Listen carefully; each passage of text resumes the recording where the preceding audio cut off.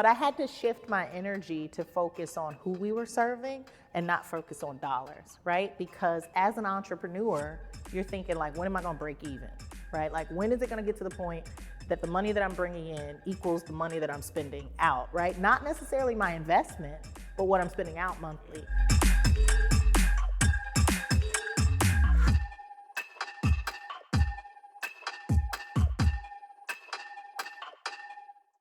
Joining me for the interview, Ms. Charlene Ridley. She's a wife, mother, entrepreneur, owner of this establishment here, Unpause Your Dreams, creative space and events. Creative Studio. Tell me more about this place. How did the idea of this come to you?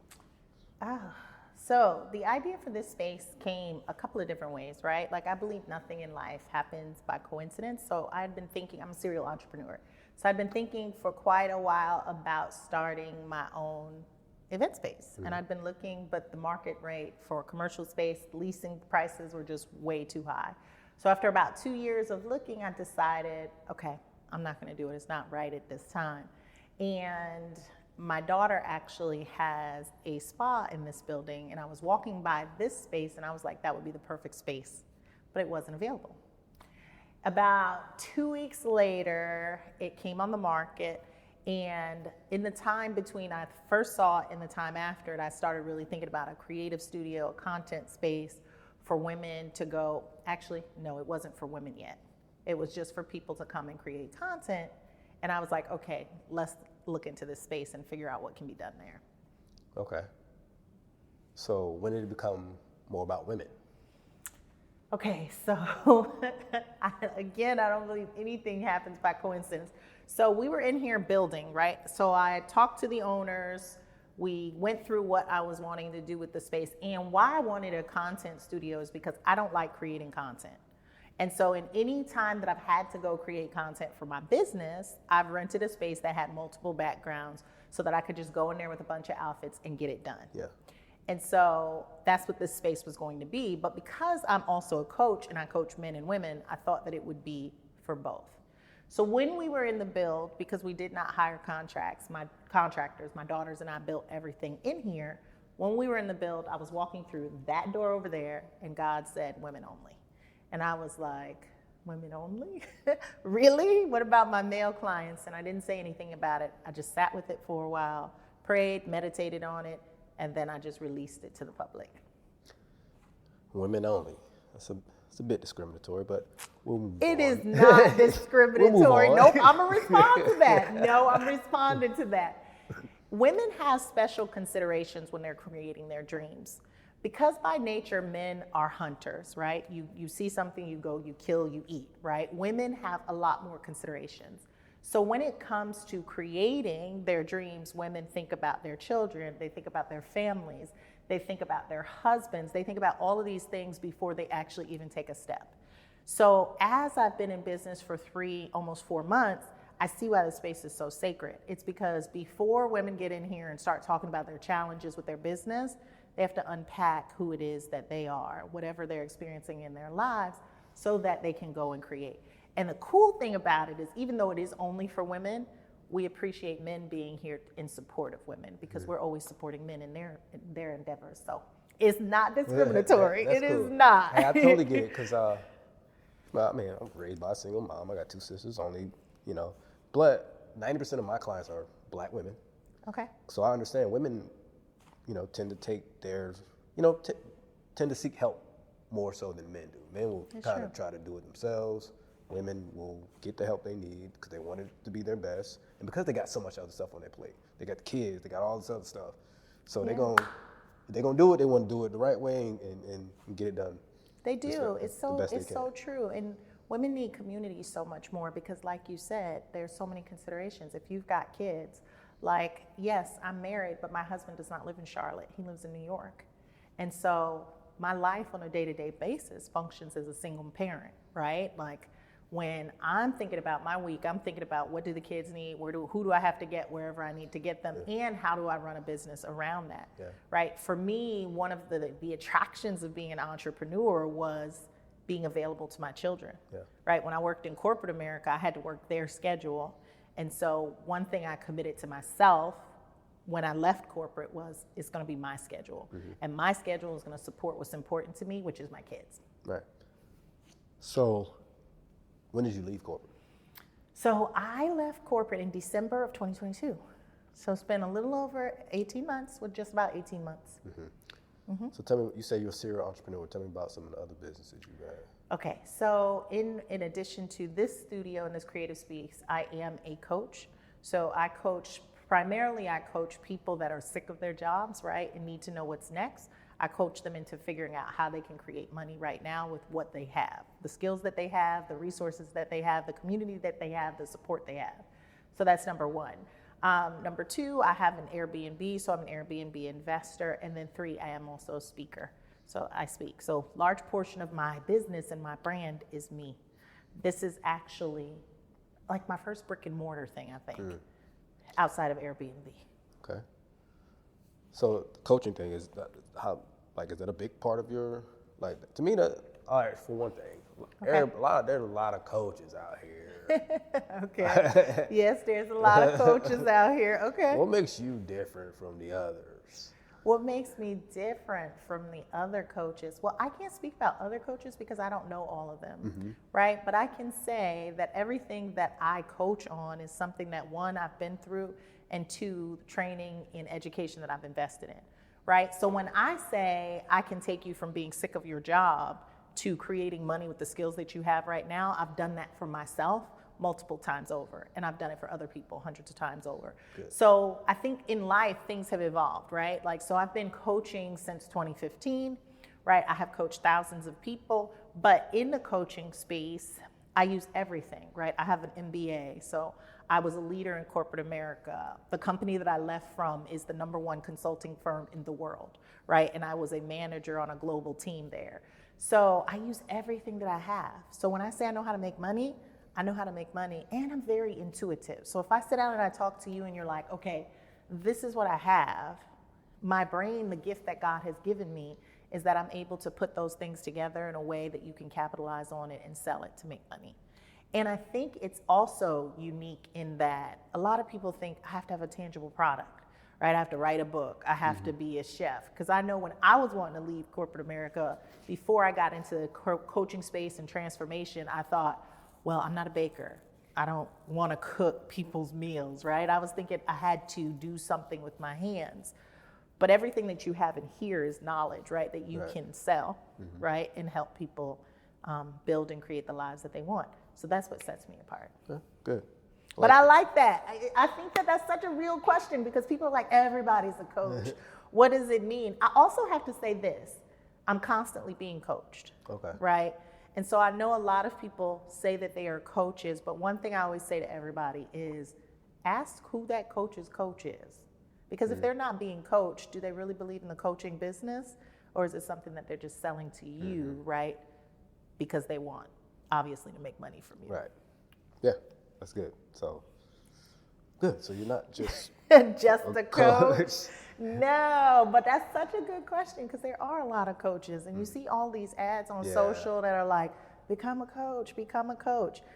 And I think the coaching space is great and it's very necessary, especially because, back in the days, everybody was like, get a mentor, get a mentor. And the question people always ask was like, well, how do I find a mentor?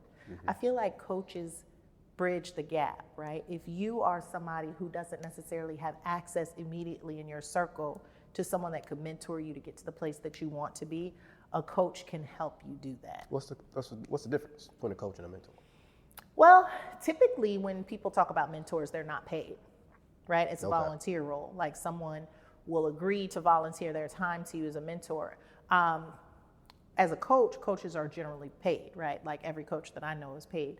But also as a mentor, when somebody's sitting down to mentor with you, I believe, because I've also been a mentor, that the mentee should drive that relationship, right? You come to me and you tell me what you need. When it's a coach, the coach should be sitting down with you from the very beginning, like the consultation call, the sales call, whatever you want to call it, right? They should be sitting down with you in the very beginning saying, okay, what are your problems? What have you tried?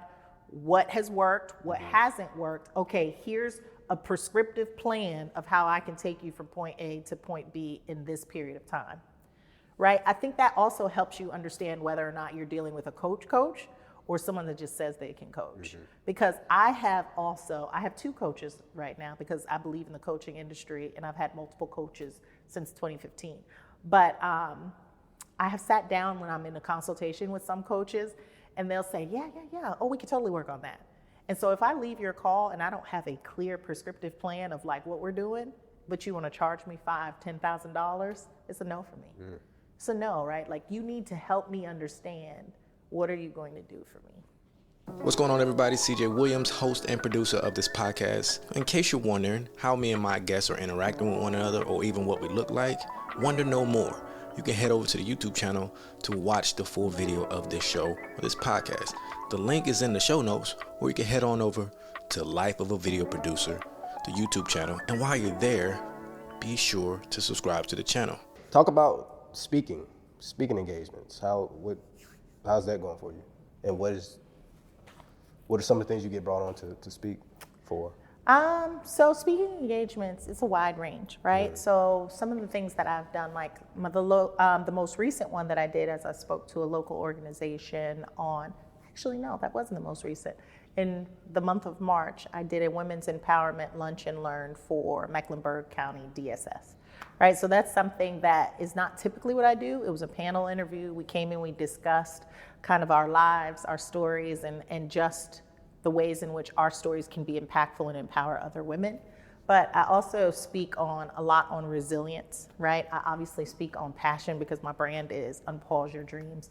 But it's really about using your story, right? And the stories of also my client to be able to inspire people to take action. I think people learn best through stories, right?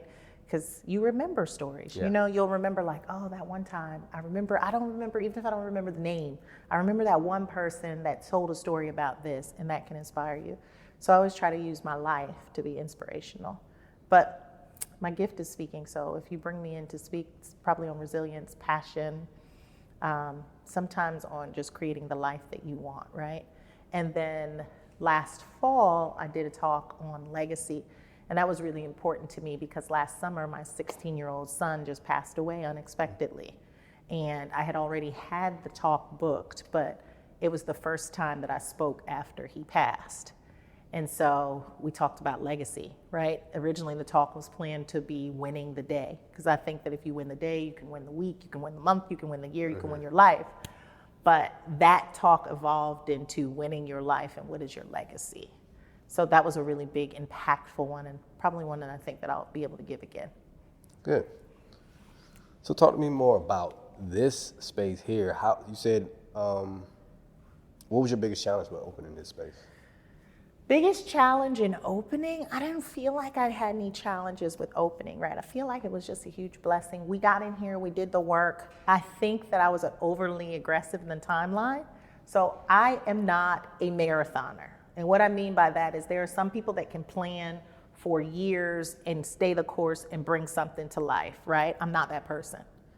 Not at all. And I have to say this because people think if they can't stay at something, something is wrong with them.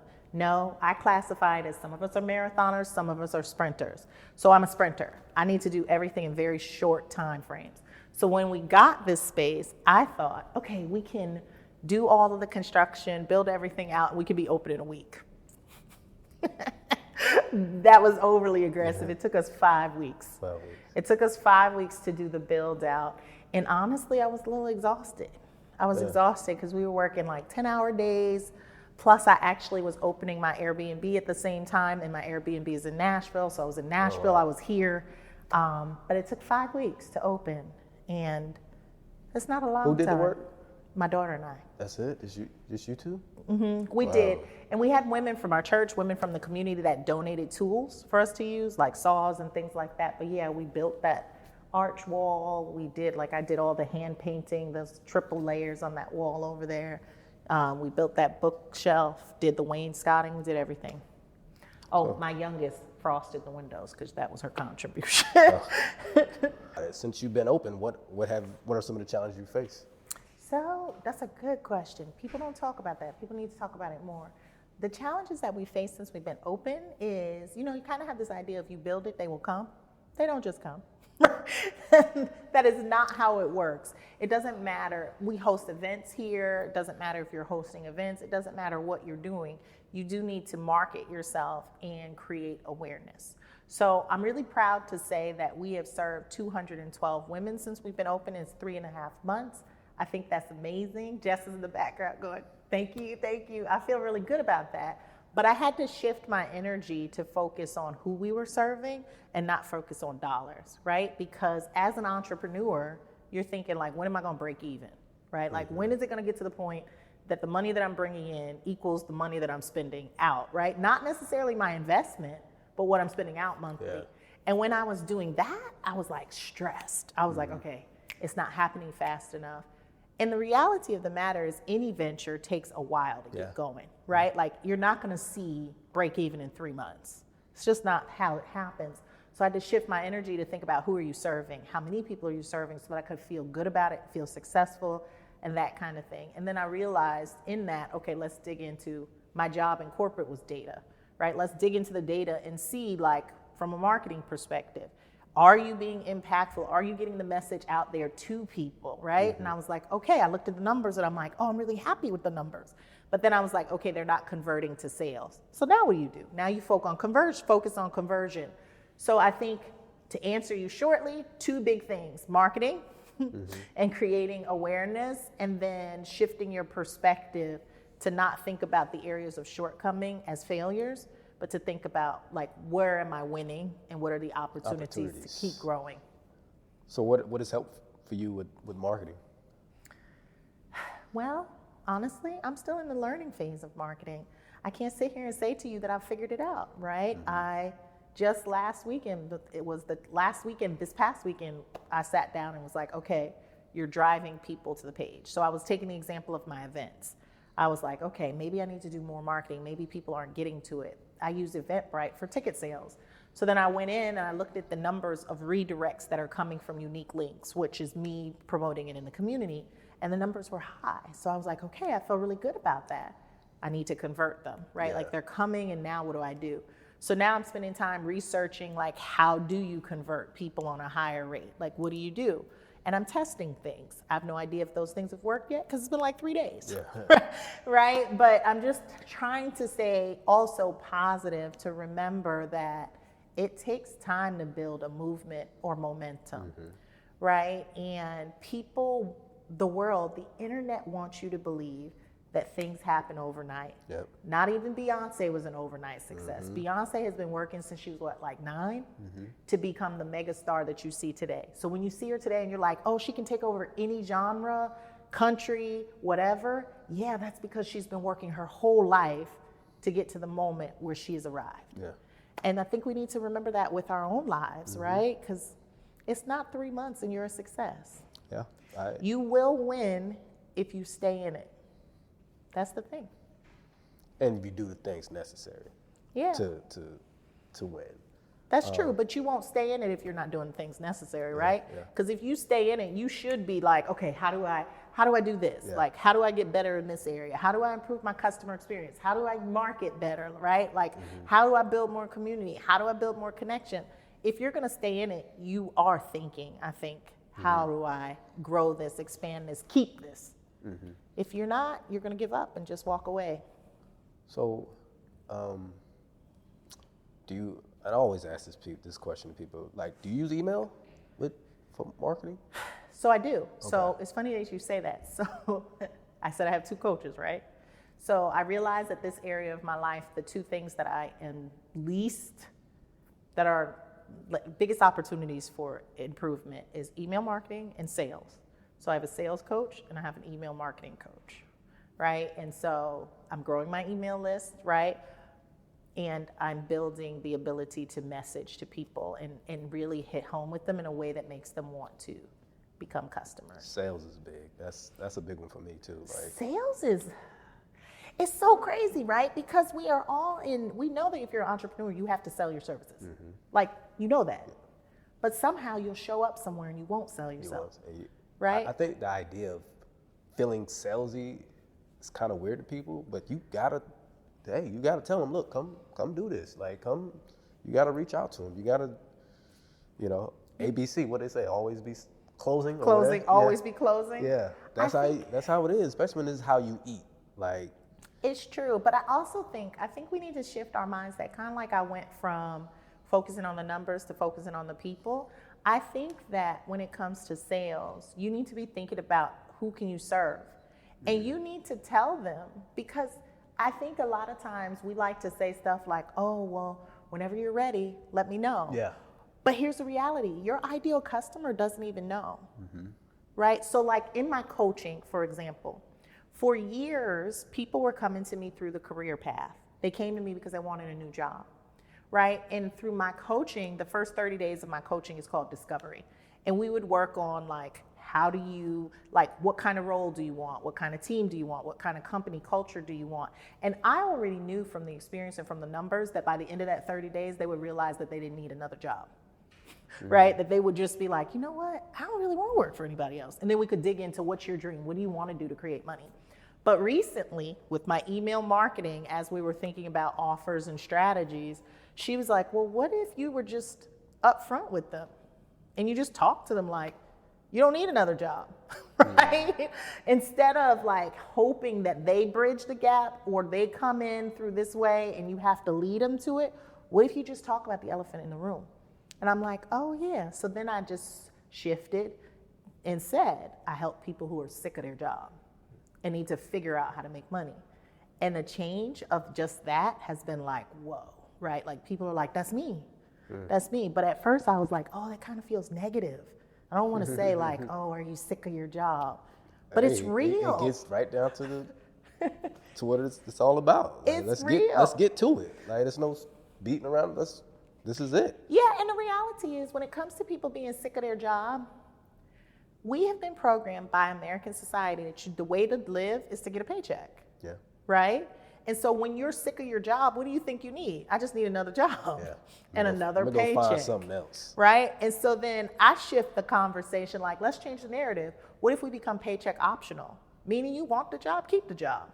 But if you don't, because you really are sick of it and you're sick of working for other people, what if you could create your own income?